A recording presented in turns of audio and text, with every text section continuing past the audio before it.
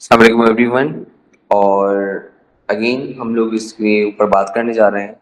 वो आपके पास है फर्स्ट ईयर का चैप्टर नंबर 2 और उसका नाम है काइनेमेटिक्स। और फर्स्ट ईयर का चैप्टर नंबर 2 जिसका नाम काइनेमेटिक्स है, उसमें हम सबसे पहले जो टॉपिक पढ़ेंगे आज की क्लास में, ये इसका फोर्थ लेक्चर होगा। और फोर्थ लेक्चर का जो पहला टॉपिक है वो है कॉन्सेप्ट ऑफ प्रोजेक्शन।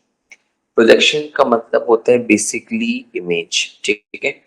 तो अगर फर्ज कर लें कि हमारे पास दो वेक्टर्स हैं, ये वेक्टर ए और ये वेक्टर बी है, और इनकी टेल्स के बीच में एंगल बन रहा है थीटा, और हमें वेक्टर बी की प्रोजेक्शन लेनी है वेक्टर ए पर। अगर हमें वेक्टर बी की प्रोजेक्शन लेनी है वेक्टर ए पर, तो वेक्टर बी के हेड से ड्रॉप करेंगे परपेंडिकुलर।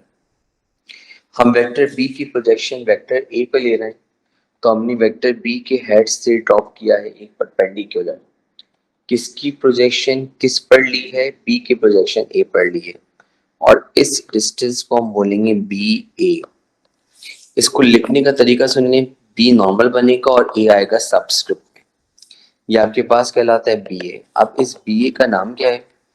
इस बी ए का नाम है प्रोजेक्शन ऑफ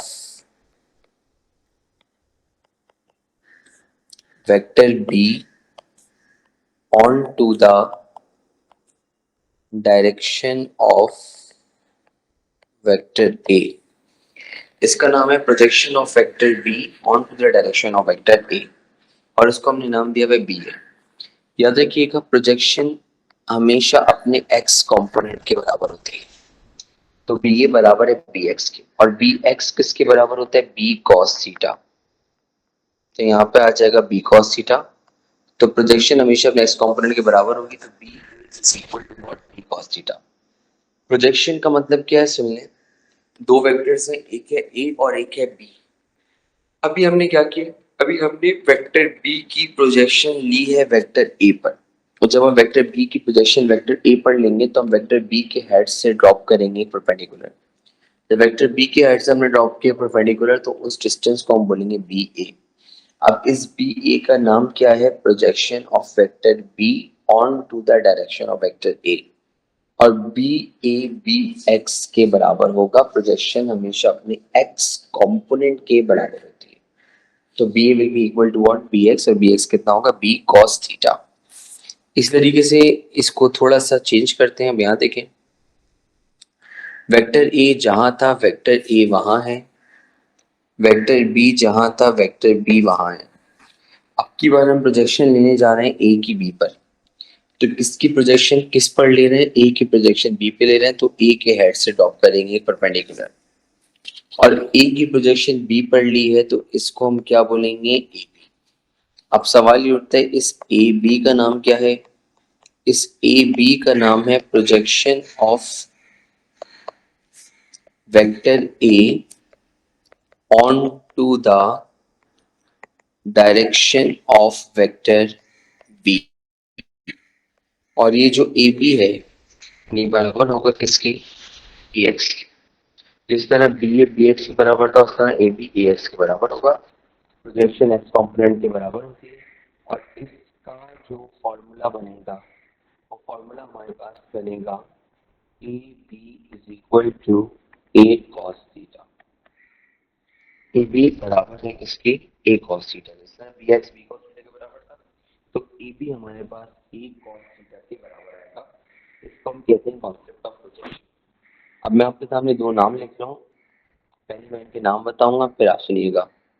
पी क्यू का मतलब है projection of vector P on to the direction of vector Q, और क्यू पी का मतलब है projection of vector Q on to the direction of vector P.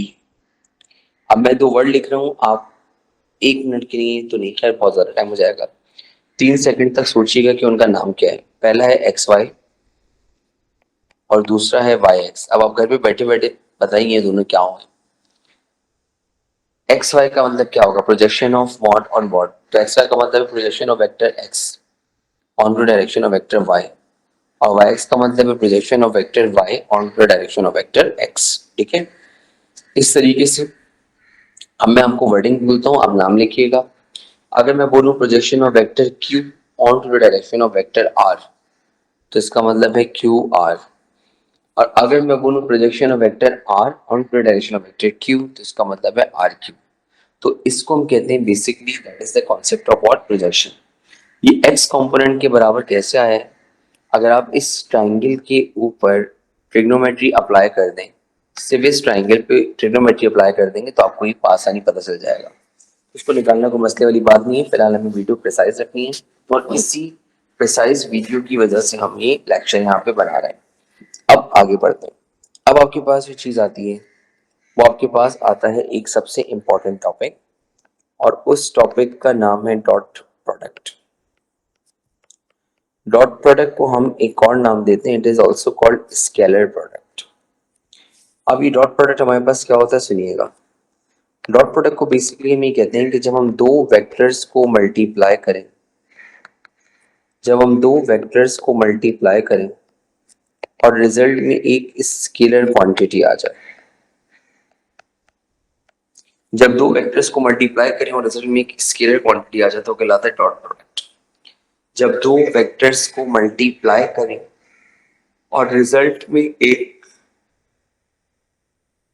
Scalar quantity आ जाए कहलाता है डॉट प्रोडक्ट। अच्छा, डॉट प्रोडक्ट के बारे में याद रखिएगा कि ये जो डॉट प्रोडक्ट है बेसिकली इसको डॉट बना के शो किया जाता है। ये दो वेक्टर्स को मल्टीप्लाई करें रिजल्ट में एक स्केलर क्वांटिटी आ जाए वो क्या कहलाता है, डॉट प्रोडक्ट। इसकी पहली जो एग्जाम्पल आती है वो एग्जाम्पल आती है work. Work is the dot product of force and displacement. Work is the dot product of force and displacement.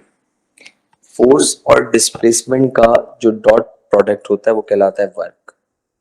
Force by nature vector है, डिस्प्लेसमेंट बाय नेचर वेक्टर है, लेकिन वर्क बाय नेचर स्केलर है। तो जब हम दो vectors को multiply कर रहे हैं तो रिजल्ट में एक स्केलर क्वांटिटी आ रही है, तो ये क्या कहलाएगा, डॉट प्रोडक्ट। दूसरी एग्जांपल अगर इसकी देखें तो होती है power. Power is the dot product of force and velocity. Force by nature एक वेक्टर है, वेलोसिटी बाय नेचर एक वेक्टर है, लेकिन पावर बाय नेचर एक स्केलर है। तो जब फोर्स और वेलोसिटी को हमने मल्टीप्लाई किया तो रिजल्ट में मिली एक स्केलर क्वांटिटी। तो ये आपके पास पावर एक स्केलर क्वांटिटी, इसको हम बोलते हैं डॉट प्रोडक्ट। ये डॉट प्रोडक्ट कहलाता है, ठीक है। डॉट प्रोडक्ट की बेसिक क्या है? डॉट प्रोडक्ट की बेसिक ये कि जब भी हम दो वेक्टर्स को मल्टीप्लाई करेंगे तो मल्टीप्लाई करने पर रिजल्ट में जो चीज मिलेगी वो क्या कहलाएगी, डॉट प्रोडक्ट। उसको हम डॉट प्रोडक्ट का नाम देंगे। तो इसकी डेफिनेशन हमारे पास ये आती है, when two vectors are multiplied and their multiplication produces a scalar quantity. जब दो वेक्टर्स मल्टीप्लाई हो और उनकी मल्टीप्लिकेशन से रिजल्ट में एक स्केलर क्वांटिटी आ जाए तो वो प्रोडक्ट आपके पास क्या कहलाएगा, डॉट प्रोडक्ट। उसको हम डॉट प्रोडक्ट का नाम देंगे। अब इसका दो फॉर्मूले, वो दो फॉर्मूले देखते हैं क्या है। अब फर्स्ट कर लें भाई आप लोग, हमें ये वेक्टर ए दिया हुआ है और ये वेक्टर बी दिया हुआ है, ठीक है। अब वेक्टर ए हमें दिया हुआ है, वेक्टर बी हमें दिया हुआ है, और वेक्टर ए और वेक्टर बी के टेल्स के बीच में एंगल बन रहा है थीटा। अब आपसे कोई पूछेगा कि डॉट प्रोडक्ट का फॉर्मूला क्या होता है इन टर्म्स ऑफ प्रोजेक्शन, तो हमारे पास जब भी डॉट प्रोडक्ट खुलता है तो फर्स्ट इसके साथ आता है फर्स्ट वेक्टर का मैग्नीट्यूड। फर्स्ट वेक्टर का मैग्नीट्यूड कौन है, ए, तो यहाँ पे आ जाएगा ए। फर्स्ट वेक्टर का मैग्नीट्यूड कौन है, ए, तो यहाँ पे आ जाएगा ए। उसके साथ मल्टीप्लाई होती है projection of second vector on to the direction of first vector. उसके साथ मल्टीप्लाई होती है projection of second vector on to the direction of first vector.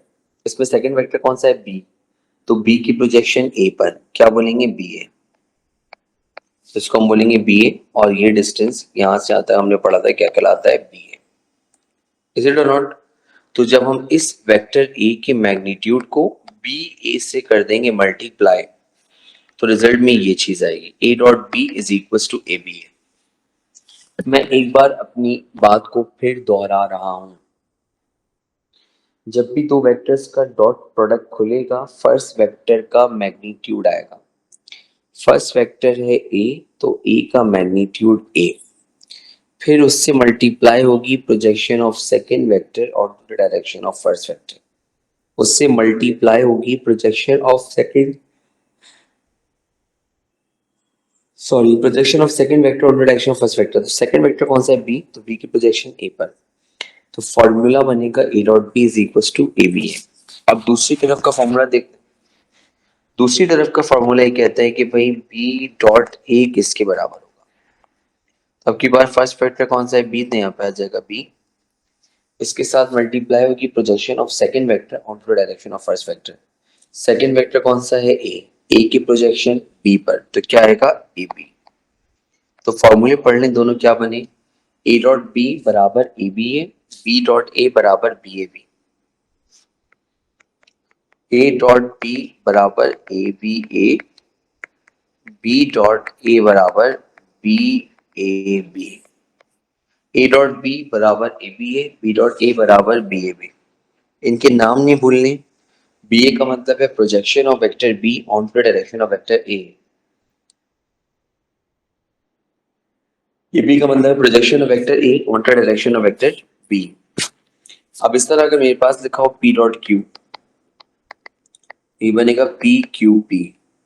और अगर लिखा हो क्यू डॉट पी, तो ये बनेगा Q P Q. Q P और पी क्यू के नाम क्या होते हैं? Projection of vector Q on to direction of vector P. और पी क्यू का नाम क्या है? Projection of vector P on to direction of vector Q. ये इसकी सेकंड डेफिनेशन है, सेकंड फार्मूला था in terms of projection. Last time repeat कर रहा हूँ, जब भी दो वेक्टर्स का डॉट प्रोडक्ट खुलेगा, पहले वेक्टर का मैग्नीट्यूड आएगा, दूसरे वेक्टर की प्रोजेक्शन होगी on to direction of first vector. अब इसका तीसरा सबसे आखिरी और सबसे अहम फॉर्मूला, और वो है A dot B is equal to A B cos theta. सबसे अहम formula, A dot B is equal to A B cos theta. जब भी डॉट प्रोडक्ट खुलता है तो फर्स्ट वेक्टर का मैग्नीट्यूड आता है, सेकंड का भी मैग्नीट्यूड आता है। तो फर्स्ट वेक्टर कौन सा है? ए का मैग्नीट्यूड ए। सेकंड वेक्टर कौन सा है? बी का मैग्नीट्यूड बी। और इन दोनों के बीच में बनने वाले एंगल का कॉस। अगर ये वेक्टर ए और ये वेक्टर बी है, तो आपने इन दोनों के बीच में बनने वाले एंगल का कॉस देखना है। और इन दोनों के बीच में बनने वाले एंगल का मतलब है कॉस थीटा। तो जब भी हम वेक्टर ए और वेक्टर बी का निकालेंगे डॉट प्रोडक्ट, तो वो डॉट प्रोडक्ट हमारे पास ए डॉट बी किसके बराबर आएगा? ए बी कॉस थीटा के। तो ए डॉट बी किसके बराबर है? A B cos theta. जब भी दो वेक्टर्स के डॉट प्रोडक्ट निकालेंगे, दोनों वेक्टर्स का मैग्नीट्यूड आएगा और उनके बीच में बनने वाले एंगल का कॉस आएगा। तो वेक्टर ए और वेक्टर बी के बीच में जो एंगल बनता है वो बनता है थीटा। और इसमें आपके पास आएगा A dot B is equal to A B cos theta. आप सोच रहे हो कि अचानक से फॉर्मूला कहाँ से आ गया? तो ये अचानक से नहीं आया, ये वो चीजें जो आप ऑलरेडी पढ़ चुके हैं। ए डॉट बी बराबर था ए बी ए के, अब ये भी आपने पढ़ा था। और ऊपर मैंने आपको पढ़ाया था प्रोजेक्शन हमेशा अपने एक्स कंपोनेंट के बराबर होती है। बी ए किसके बराबर है? B cos theta. तो इसका मतलब जहां पर बी ए था वहां पे हम क्या पुट करेंगे? B cos theta. तो इक्वेशन बनी A dot B is equal to what? A B cos theta. जब भी हम दो वेक्टर्स का डॉट प्रोडक्ट निकालेंगे, तो दोनों वेक्टर्स का मैग्नीट्यूड आएगा और उनके बीच में बनने वाले एंगल का कॉस आएगा। तो ये आपके पास सबसे पहली चीज थी, इसका हमने नाम दिया, और नाम क्या था? Dot product. वो डॉट प्रोडक्ट कहलाता है, ठीक है। अब आपके पास जो आती है चीज, वो आती है डॉट प्रोडक्ट की प्रॉपर्टीज। कि भाई डॉट प्रोडक्ट की प्रॉपर्टीज आपके पास क्या होती है? सबसे पहली प्रॉपर्टी याद रखिएगा कि डॉट प्रोडक्ट ओबे करता है कम्यूटेटिव प्रॉपर्टी को। Dot product obeys commutative property. Dot product obey करता है कम्यूटेटिव प्रॉपर्टी को। तो dot product obeys commutative property, dot product commutative property को ओबे करेगा। अगर हम आपसे कह रहे हैं कि डॉट प्रोडक्ट कम्यूटेटिव प्रॉपर्टी को ओबे करता है, तो इसका मतलब ये है कि आप किसी भी ऑर्डर में दो वेक्टर्स को आगे पीछे करके मल्टीप्लाई करेंगे तो आपका आंसर सेम रहेगा। क्या मतलब है इसका? जो आंसर ए डॉट बी का आता है वही आंसर बी डॉट ए का आता है। इसको हम कहते हैं dot product obeys commutative property.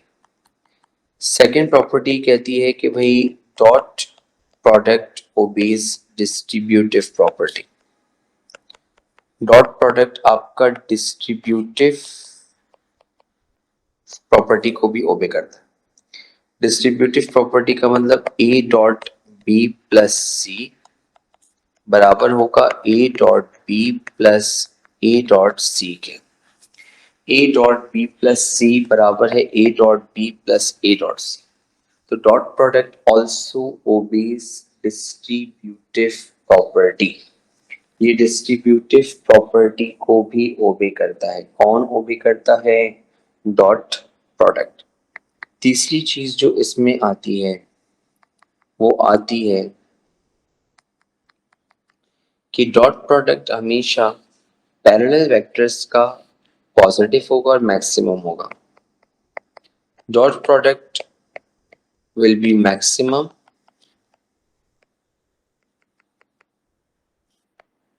when two vectors are parallel। जब दो वेक्टर्स पैरेलल होंगे तो डॉट प्रोडक्ट मैक्सिमम होता है। यानी कि अगर ये वेक्टर ए है और ये वेक्टर बी है और ये दोनों वेक्टर्स पैरेलल वेक्टर्स हैं, तो याद रखिएगा पैरेलल वेक्टर्स का मतलब इनके बीच में थीटा कितना बन रहा है? 0। और अगर इनके बीच में थीटा 0 बन रहा है तो ये दोनों पैरेलल वेक्टर्स हैं। और अब हम यहाँ पे लिखेंगे A dot B is equal to A B cos 0। Cos 0 1 के बराबर होता है, तो ए बी को 1 से मल्टीप्लाई करेंगे तो क्या मिलेगा? ए बी। अब चेक करें, आपके पास साइन और कॉस दोनों की मैक्सिमम वैल्यू 1 होती है। तो जिस वक्त साइन का आंसर 1 आ जाएगा, कॉस का आंसर 1 आ जाएगा, वो आपको उसकी मैक्सिमम वैल्यू देगा। तो मेरे पास साइन और कॉस की मैक्सिमम वैल्यू 1 होती है, तो कॉस 0 1 के बराबर है, इसका मतलब ये आपको दे रहा है मैक्सिमम डॉट प्रोडक्ट। चौथी जो हमारे पास प्रॉपर्टी आती है वो ये, डॉट प्रोडक्ट नेगेटिव होगा उस वक्त जब दोनों वेक्टर्स एंटी पैरेलल होंगे। Dot product will be negative when two vectors are opposite in direction। जब दो वेक्टर्स की डायरेक्शन एक दूसरे से बिल्कुल ऑपोजिट होगी तो उस वक्त डॉट प्रोडक्ट नेगेटिव होगा। डॉट प्रोडक्ट कब नेगेटिव होगा? जब दोनों वेक्टर्स की डायरेक्शन एक दूसरे से बिल्कुल ऑपोजिट होगी। यानी कि A dot B is equal to A B cos 180। अगर ये वेक्टर ए है तो ये वेक्टर बी होगा, और ये दोनों ऑपोजिट वेक्टर्स हैं तो इसीलिए कि टेल्स के बीच में एंगल बनेगा 180। अब ये बना cos 180 इज -1, तो ए डॉट बी किसके बराबर आया? -ab। तो चेक करेंगे भाई डॉट प्रोडक्ट नेगेटिव कब आ रहा है। तो डॉट प्रोडक्ट उस वक्त नेगेटिव होगा when two vectors are anti parallel और ऑपोजिट टू ईच अदर। तो जब दो वेक्टर्स एंटी पैरेलल होंगे और एक दूसरे के बिल्कुल ऑपोजिट होंगे तो उस वक्त आपका जो डॉट प्रोडक्ट है वो क्या पाया जाएगा? नेगेटिव। उसके बाद जो चीज आती है वो इसकी आखिरी प्रॉपर्टी है। आखिरी प्रॉपर्टी सबसे इंपॉर्टेंट है। Dot product will be 0 when two vectors are perpendicular to each other। Dot product उस वक्त 0 होगा जब दो वेक्टर्स आपस में परपेंडिकुलर हो। जब भी दो वेक्टर्स आपस में परपेंडिकुलर होंगे तो डॉट प्रोडक्ट होगा 0। डॉट प्रोडक्ट परपेंडिकुलर वेक्टर्स का हमेशा 0 होता है, इसको आपने अच्छे से अपने माइंड में स्पेस देना है। And you are not allowed to forget these words कि भाई दो वेक्टर्स का डॉट प्रोडक्ट 0 कब होता है। तो दो वेक्टर्स का डॉट प्रोडक्ट हमारे पास उस वक्त 0 होगा जब दो वेक्टर्स आपस में परपेंडिकुलर होंगे। परपेंडिकुलर होने का मतलब ये है कि उनके बीच में एंगल बनेगा 90 डिग्री का। परपेंडिकुलर होने का मतलब ये है कि they will form an angle of what? 90 degree. उनके बीच में 90 डिग्री का एंगल बनेगा। जैसे कि अगर ये वेक्टर मेरे पास ए है और ये वेक्टर बी है और इनके बीच में एंगल बन रहा है 90, तो A dot B is equal to A B cos 90। Cos 90 होता है 0 and anything multiply by zero will remain zero. तो इसका मतलब यहाँ डॉट प्रोडक्ट क्या आ गया, जीरो। दो वेक्टर्स का डॉट प्रोडक्ट जीरो उस वक्त होता है when the two vectors are perpendicular to each other. ठीक है, ये डॉट प्रोडक्ट का पूरा टॉपिक था जो आपने यहाँ पे कवर किया। इसको अगर आपने रोक रोक के बहुत अच्छे से समझ लिया कि भाई डॉट प्रोडक्ट के वेक्टर में क्या है, पहले कॉन्सेप्ट ऑफ प्रोजेक्शन है, फिर डॉट प्रोडक्ट स्केलर प्रोडक्ट है, उसके बाद आपके पास इसकी प्रॉपर्टीज हैं, तो you will get it no इंशाल्लाह। अब जो हमारे पास टॉपिक आता है उसका नाम है आपके पास unit vector.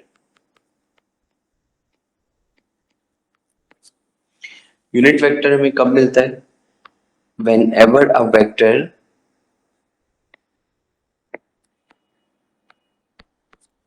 is divided by its own magnitude। जब किसी भी वेक्टर को उसी के मैग्नीट्यूड से डिवाइड कर देते हैं तो रिजल्ट में मिलता है यूनिट वेक्टर। जब किसी भी वेक्टर को उसी के मैग्नीट्यूड से डिवाइड करेंगे तो रिजल्ट में यूनिट वेक्टर मिलेगा। जब कोई भी वेक्टर अपने ही मैग्नीट्यूड से डिवाइड होगा तो रिजल्ट में मिलेगा यूनिट वेक्टर। ये अगर आपके पास मौजूद है, सॉरी,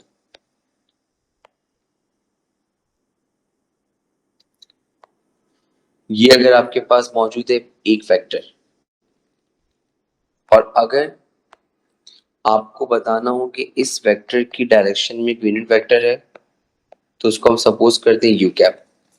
हर वेक्टर की डायरेक्शन में एक यूनिट वेक्टर होता है जो कहलाता है यू कैप।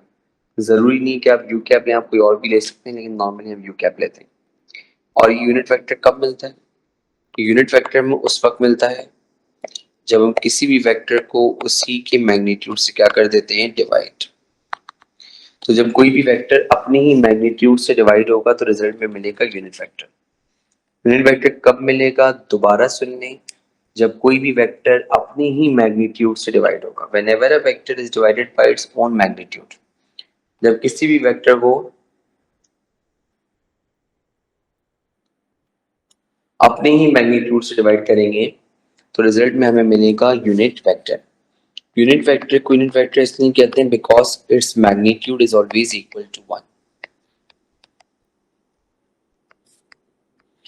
क्योंकि इसका मैग्नीट्यूड हमेशा 1 के बराबर होता है। Unit vector is said to be known as unit vector because it has a magnitude equal to 1। क्योंकि इसका मैग्नीट्यूड हमेशा 1 के बराबर होता है, दैट्स व्हाई इसको हम कहते हैं कि इसका मैग्नीट्यूड हमेशा क्या होता है, बोले 1। और इसी यूनिट वेक्टर को हम यूनिट वेक्टर कहते हैं। ठीक है, अब आपके पास जो चीज आती है वो आती है रेक्टेंगुलर यूनिट वेक्टर्स। याद रखिएगा हमारे पास 3 एक्सिस होती हैं और वो 3 एक्सिस होती हैं एक्स वाई और जेड।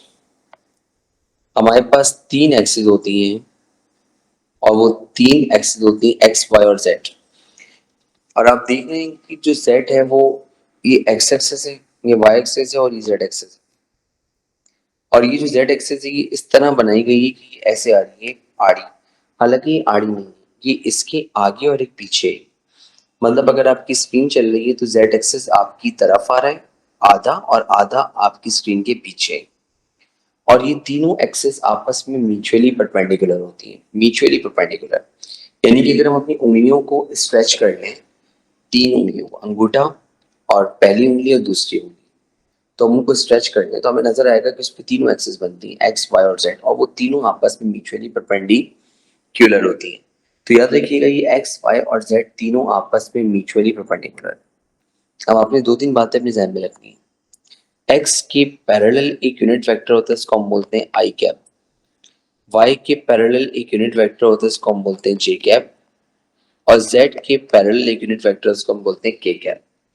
तो अगर आपसे कोई पूछे कि भाई एक्स वाई और जेड के पैरेलल कौन कौन से यूनिट वेक्टर्स होते हैं, तो आपने जवाब देना है आई जे के।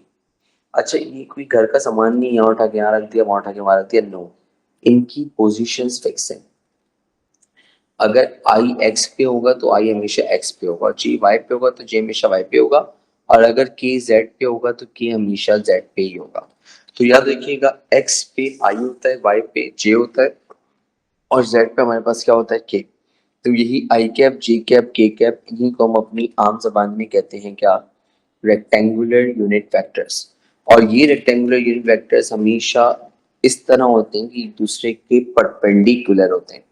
तो all the rectangular unit vectors are mutually perpendicular to each other। ये सारे एक दूसरे के परपेंडिकुलर होते हैं। x पे होता है i, y पे होता है g, और z पे कौन सा होता है k। और इनको हम कहते हैं रेक्टेंगुलर यूनिट वेक्टर्स। तो किसी भी वेक्टर को हम एक्सप्रेस कर सकते हैं, कोई भी वेक्टर हम एक्सप्रेस कर सकते हैं इन terms of i, in terms of g, और इन टर्म्स ऑफ k। ठीक है भाई, तो ये हमारे पास एक लेक्चर इसका नाम था यूनिट वेक्टर का और डॉट प्रोडक्ट का। मुझे उम्मीद है कि आपको उसको समझ में आ गया होगा। इंशाल्लाह ताला फिर हम एक नेक्स्ट वीडियो नेक्स्ट क्लास में उसको डिस्कस करेंगे आपके साथ। Thank you.